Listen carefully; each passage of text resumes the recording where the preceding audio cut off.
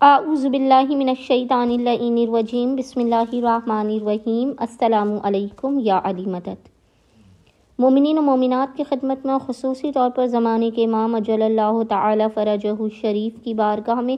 آپ کے جد باب حوائج باب مراد امام موسیٰ کاظم علیہ السلام کی شہادت کی مظلومیت امام موسیٰ کاظم علیہ السلام کی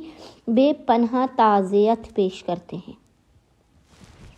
آج مومنین کی خدمت میں امام کی شب شہادت اور شہادت کے پورے دن میں کسی بھی وقت کیا جانے والا باب الحوائج امام کا اس قدر مجرب ترین وظیفہ عمل لے کر آئے ہیں کہ مومنین اگر یقین اور اطمینان کی معراج پر رہتے ہوئے اس عمل و وظیفے کو کریں گے تو یہ عمل کے جس کے اندر اسم اعظم الہی پوشیدہ ہے، آپ کے ہر مشکلات کو اور مصیبتوں کو اس عمل کے مکمل ہونے سے پہلے دور کر دینے کا ضامن ہے۔ حاجات آپ کو فوری عطا کی جائیں گی، مشکلات فوری دور ہو جائیں گی، بند دروازے آپ کے کھول دیے جائیں گے، بخت کا ستارہ آپ کا روشن کر دیا جائے گا۔ پورے سال میں مومنین کسی بھی دن اور کسی بھی وقت اس وظیفے عمل کو کر سکتے ہیں، لیکن خصوصی طور پر امام کے شب شہادت میں اور شہادت کے پورے دن میں نصف شب تک آپ باب حوائج امام کی مصیبتوں کو یاد کرتے ہوئے، امام کے مصائب پر اشکبار ہوتے ہوئے اس وظیفے عمل کو کیجئے۔ آپ دیکھیں گے کہ خداوند متعال کس طرح سے حق باب الحوائج کے صدقے میں آپ کی خالی جھولیوں کو بھر کے عمل مکمل ہونے سے پہلے آپ کو بامراد کر دے گا۔ اچھا، کوشش کیجئے کہ مومنین اس عمل و وظیفے کو کسی امام بارگاہ میں جہاں پر امام موسیٰ کاظم علیہ السلام کے مصائب بیان کیے جا رہے ہوں، امام کے نام کی فرش عزا بچھی ہو، امام کا تابوت اٹھ رہا ہو، تب مومنین اس وظیفے عمل کو کریں۔ لیکن اگر آپ چاہیں تو اپنے گھر میں بھی اس وظیفے عمل کو کر سکتے ہیں۔ عمل کرنے سے پہلے آپ نے باوضو ہونا ہے۔ باوضو ہونے کے بعد آپ نے امام موسیٰ کاظم علیہ السلام کی قید کو، امام کی مظلومیت کو یاد کرتے ہوئے اشکبار ہونا ہے۔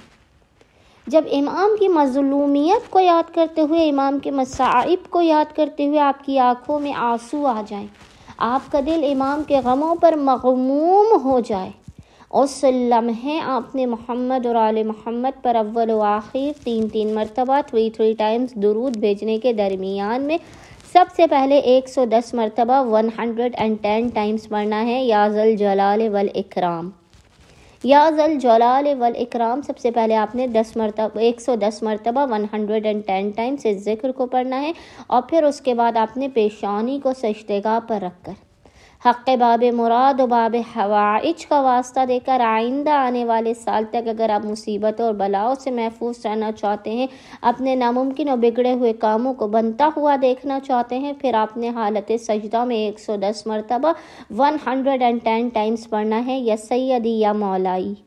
یا موسیٰ ابن جعفر یا باب الحوائج ادرکنی،